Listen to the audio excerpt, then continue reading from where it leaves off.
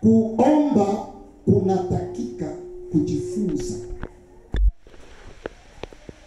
Ni uzito sana kuelewa haya, maana wengi baadhi yetu hapa wana msingi yao katika dini Katolike au Waprotestanti wenyewe baligaiga dini. Sasa kutosha mtu kufikara ya dini ili umlete kubiti vya rohoni ni vita kubwa sana.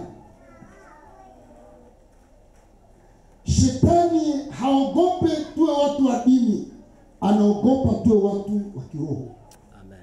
Mtu wa dini ni mtu mwenye anafichama mkanisa, anaingia mbiti ya kanisa, lakini anaishi kutaka kwake, anaishi jinsi anataka, anaishi mapenzi yake, anafanya maisia yake, ana marshe kuma sentiment, kuma emotion, kuma volonté, kuma wazo yake.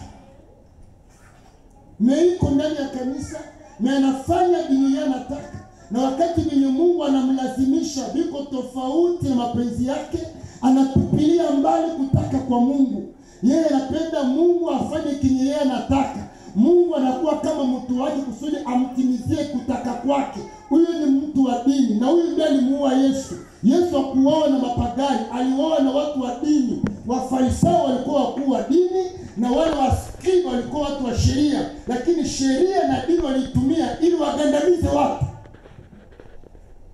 Vita ya kanisa ya jana na leo iko kati ya watu wa dini na watu wa kiroho, lakini wote wanakaa ndani ya kanisa zehebu